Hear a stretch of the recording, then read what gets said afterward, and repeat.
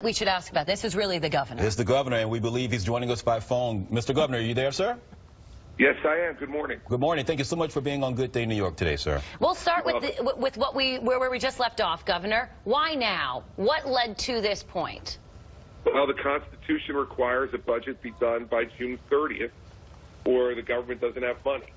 And so there's been no budget passed by the legislature. I said yesterday, and I've been saying all week, if they pass a budget, I'll sign it. And if they had passed that budget by June 30th, whichever kind of budget they tried to pass, I would have signed whatever budget they sent me. But I've been telling everyone that, but they have not passed the budget. The Democrats in the legislature haven't done it. And so we wait until they finally decide that they can get enough votes to pass the budget. They control both chambers of the legislature by large margins. So it's up to the Democratic Party to pass the budget. If they pass it, I'll sign it, and the shutdown will end. Governor, can you just tell us what exactly is the sticking point? We understand it has something to do with Blue Cross Blue Shield, something with health care there in your state. Horizon. It does. Well, that's one of the sticking points. And basically what I've said is everybody out there in your audience knows that their health insurance premiums are going up double-digit percentages every year. And what we found as we started to look at Horizon, Blue Cross Blue Shield, is that they have executives that are being paid millions of dollars a year. They have 15 different lobbyists that they're paying millions of dollars a year. And there's no transparency to this to the public. There's no transparency as to why they're making the money they make or charging the money they charge. So I've said I want accountability and transparency. They're a nonprofit, Blue Cross Blue Shield. They should file the forms with the federal government that every nonprofit does that shows how do they spend their money. They don't do that. There's no accountability. Their board is picked almost entirely by the chairman and the CEO. And so they're under the chairman and the CEO's thumb. And yet the prices continue to go up. I think this is a really important issue for people, and I've said I want a bill in that regard. But what I've also said, by the way, is if they don't send me that bill, that's fine. Send me the budget anyway, and I will just line item veto spending out to make sure that the budget balances without any additional spending that the Democrats want. And so it's a sticking point because I think it's a big issue. But if they didn't send me the bill, I'd still sign the budget. But I just wouldn't give them the extra spending that they added to the budget I presented in February.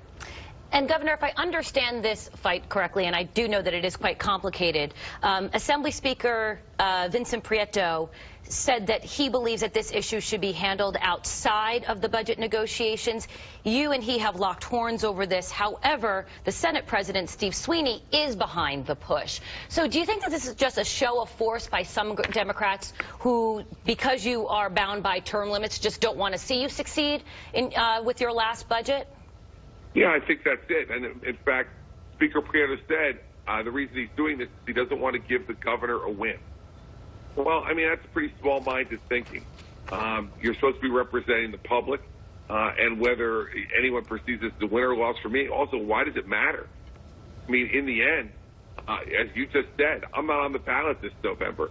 I've served 2 full terms as governor, been elected as much as I could be elected under our Constitution. So why does it even matter? And let's remember something else. The bill I'm talking about regarding Blue Cross Blue Shield has been passed by the Democratic Senate. So this is not just a Democrat-Republican. This is just Vincent Prieto. And listen, I can't tell you why. Who knows what Blue Cross Blue Shield has given him or members of his coalition to get him to be standing this way. But the fact of the matter is, the Democrats in the Senate have passed the bill. I don't know why Speaker Prieto has decided to close down the government. And let me say one last thing about that. I have no choice but to close down the government. The Constitution says if there's not a budget by midnight on 12:01 on July 1st, then the government has no money and the government must be closed. So it's not like it's an optional exercise by me. I have no choice. The Constitution requires it. Other states don't require that the government be closed. They just allow them to run a deficit. That's not the way it works in New Jersey. Governor Christie, we know that closure includes, of course, the parks there in the Garden State. Can we talk about the controversy going on with this picture that's on the front page of the Star Ledger? It shows you at the beach. Can you respond to that? A lot of people were upset about seeing that. Sure. Well, let's just say this. The governor has 2 residences in New Jersey, one down at the beach at Island Beach State Park and one at Drumswacket, which is also in Princeton, and it's a park where people come and tour and visit as well.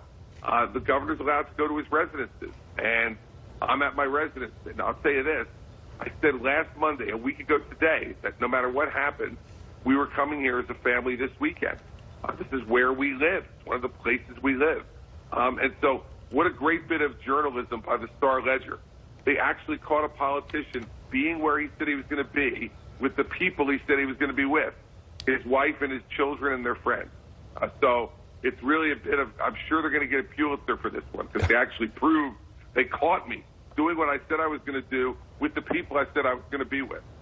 But, Governor, there was some back and forth yesterday about this. When asked if you had any time in your people apparently said no, and then they said, well, he was wearing a cap. I mean, it perhaps was tongue-in-cheek. But on a more serious note, at this point, at least according to Quinnipiac University, your poll numbers are not fantastic. You're registering at 15%, which according to Quinnipiac University is the worst approval rating for any governor in any state ever conducted by them. So some are saying on social media that it shows perhaps that maybe you might be a little bit out of touch with what the people of New Jersey are going through, especially since it is a holiday weekend. Do you care to respond to that? Yeah, my response is, if the legislature would pass a budget, then the park would be open. As I said, I would sign the budget. And by the way, the fact is, again, this is the governor's residence. And I told people starting last Monday that our family had plans to be here along with friends who were flying from all over the country. And so we were going to be here. We are here. And so I was actually caught being where I said I would be with the people I would say I said I was going to be with. You know, most of the time when they catch politicians with hidden cameras and planes flying over you, they catch you with someone you're not supposed to be with. I was actually with who I was supposed to be with and where I was supposed to be. And I really wonder about journalists who spend money flying planes to look whether people are actually where they said they would be. I'm sure their Pulitzer is coming. It'll be great. Governor Christie, we thank you so much for being on Good Day this morning with us, and we hope that you and the lawmakers there in the Garden State will be able to resolve this issue really, really quickly. Well, I hope the Democrats will pass the budget, and if they do, as I said I would do starting last Thursday, I'll sign it if they send it. All right, Governor Chris Christie. Governor, thank you, and enjoy your 4th. Thank you. You too. All right. Time now is 7:18 on your Monday morning. Speaking of the 4th.